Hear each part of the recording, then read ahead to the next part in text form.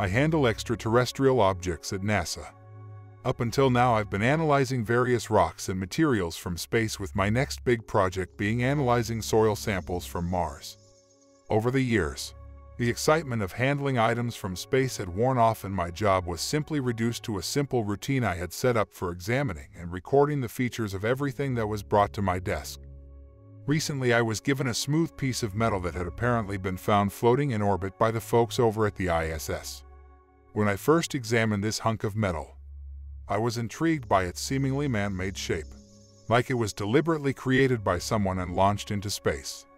It was no bigger than a small, sleek laptop charging brick and had smooth, rounded corners like pebbles in a river. It was an interesting find, and I was a little excited to examine this object. I was surprised that no one had considered this was probably launched into space by someone, because there's a very low chance that this device was naturally created. I was turning it over in my gloved hands when I first realized that it had a small slit on the left side. My heart rate began to quicken. Slipping a piece of paper into the slit caused the entire drive to start morphing. The metal began to melt away like chocolate and molded into a different shape entirely. Now there was a simple circular hole on the side that upon inspection seemed to be endless, as I only saw a dark pit no matter how hard I looked inside. I backed away from the device as I realized that I was working with technology so advanced. It was way beyond our understanding of physics and chemistry itself. This needed to be taken up to the higher-ups immediately. Somehow, through the whole process of getting this out of space and onto my desk, no one had realized that this metal exterior hid technological components inside. It also explained why this hadn't yet been taken away by shadowy government organizations. The device had stopped moving and lay still on my table as I stared at it. On one hand, I knew this was well beyond what I could deal with. On the other, a strange, deadly curiosity urged me to investigate it just a little further. Perhaps I could find out what it did. It took me hours to get beyond that development.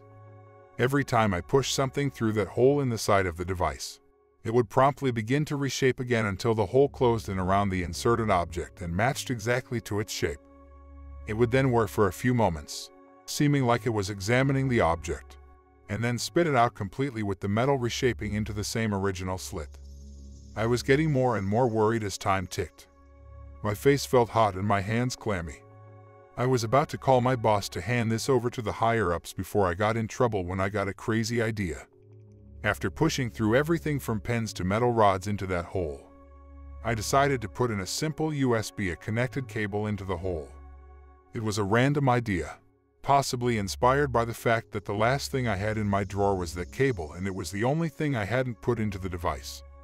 As soon as I put in the connector into the side of the device, it began to conform to its shape and whir once more.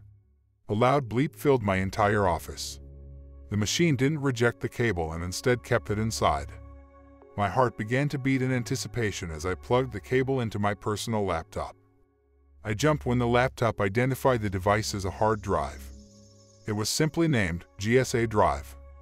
I opened the drive and inside I found one file in a folder. The file was a simple PNG image which depicted the logo of GSA, and under it revealed what the acronym stood for: Global Space Agency. I didn't have time to ponder over the existence of this organization and instead backed out of the image to click into the other folder, fueled by curiosity. It took me a moment to register the size of that folder. The entire folder was 60 petabytes. Chills ran down my spine. I quickly called my boss and explained what I had on me. He didn't seem to buy it but promised he'd come as soon as possible and take the device off me. Somehow the fact that I was about to lose this device made me want to dig in just a little further before I gave it back. I knew I was digging my grave, but an urge to know what was inside had overtaken me. I clicked back and quickly checked the hard drive's capacity, 10 petabytes.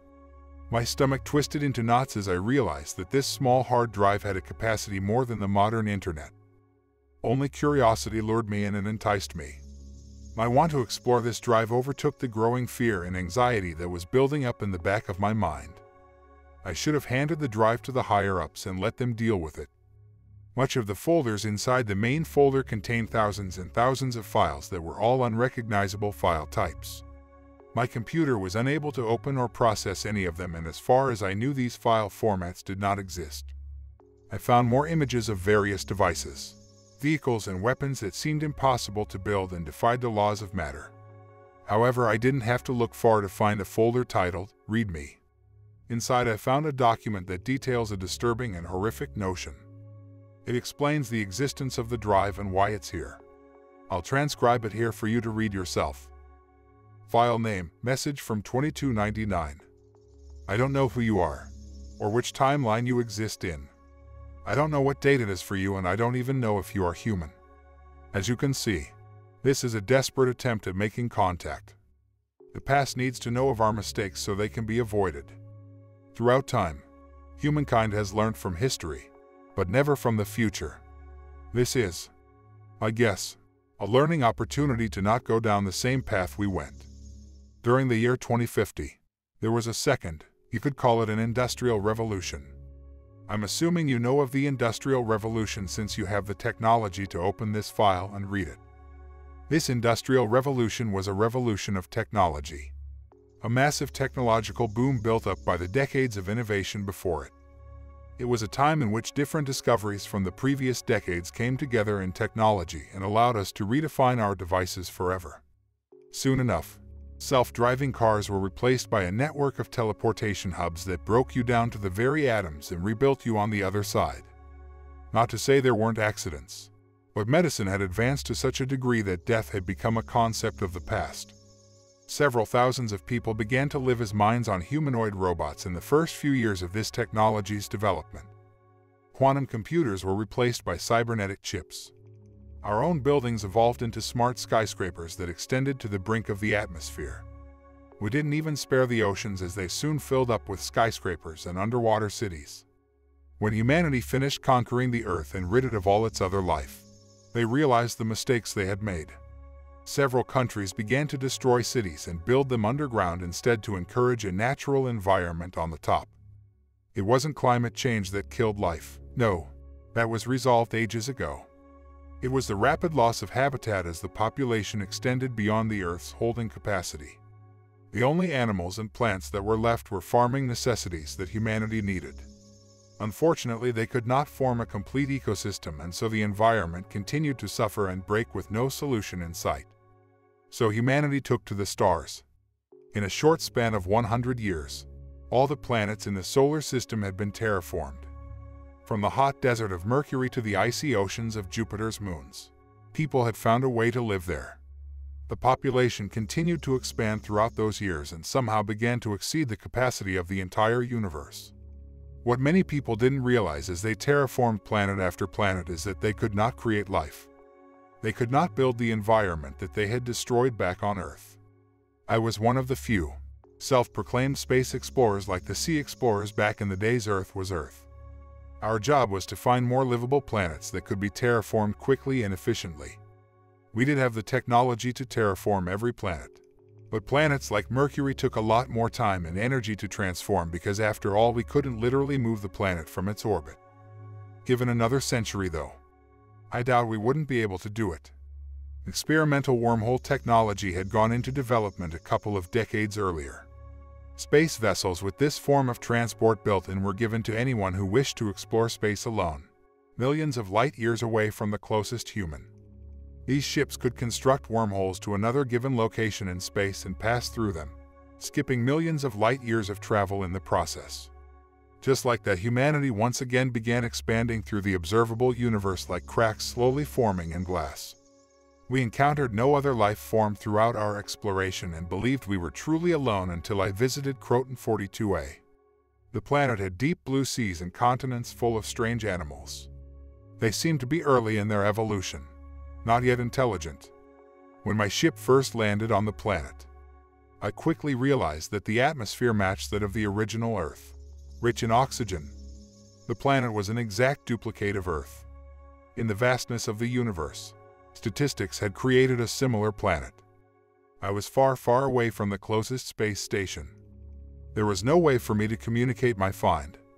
I didn't explore the planet any further, careful not to disturb the environment and avoid any other possible intelligent life forms that I had not yet seen. Instead, I collected samples from the area that my ship had landed and promptly left, making sure I sterilized my entire spacesuit in the sterilization room. I took the samples back to the closest human settlement, and after that news spread like wildfire, I became somewhat of a celebrity, a legendary space explorer who had found a utopia for the wealthiest of people and had most importantly found more life in the bleakness of space. It wasn't just me that went right back to the closest human settlement, though. Something had survived the sterilization chamber and came right back with me. It had spread across my entire spaceship and to every person I had contacted. It jumped from person to person and spread quickly. Through all these decades of innovation and advancement in technology, we had forgotten one thing. When humanity began to take over the planet, they also eradicated all bacteria and viruses, effectively making sure no one ever got sick. Medicine advanced too quickly for its own good, and with this growth, it left a gaping hole in itself. All medicinal plants that were needed for making medicines had gone extinct as they were deemed useless after all diseases were eradicated. A simple virus from a planet millions of light years away began to conquer us, just like we had done to the stars. Just like we had built large networks of heat and light energy converters around stars, this disease began to surround us. In the first year, half of the entire human population died. The symptoms were simple. The patient's skin would begin to slowly turn blue as the days passed. When the skin had turned completely blue, and it would shrivel before the entire body would be unable to hold water, the patient would die a sudden death from dehydration. Whole settlements collapsed into anarchy as people fought for food and resources. Military groups formed and attacked in mobs, stealing resources and food. Wars erupted across the intergalactic utopia humanity had created for themselves and brought buildings to the ground. Nothing could stop it from spreading.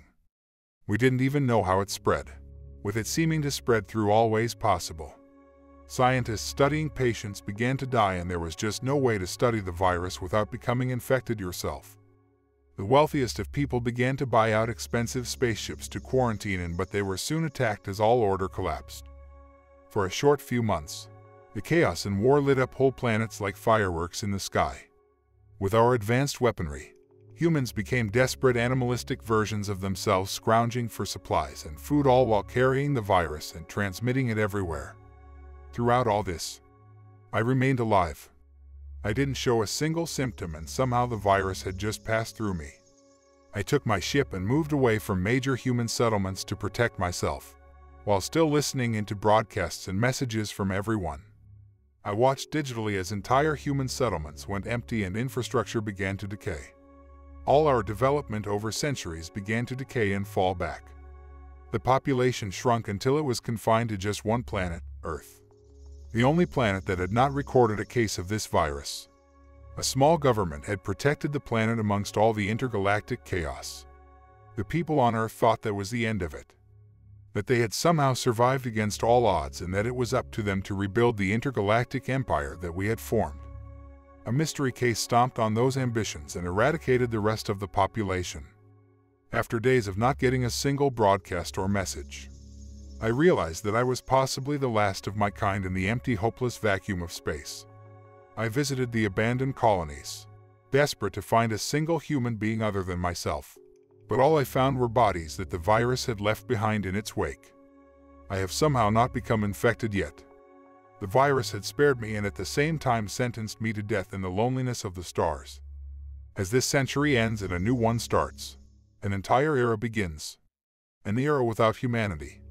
An era in which all our settlements will begin to collapse into dust until there is no mark of us left in the universe. Sometimes I wonder, what if that's what had happened to all the other life? I returned to the planet that the virus had originated from and decided to spend the rest of my life there. Even after taking my space suit off and breathing in the sweet fresh air, the virus won't infect me. I'm somehow the only one immune out of the trillions of people that succumb to this disease.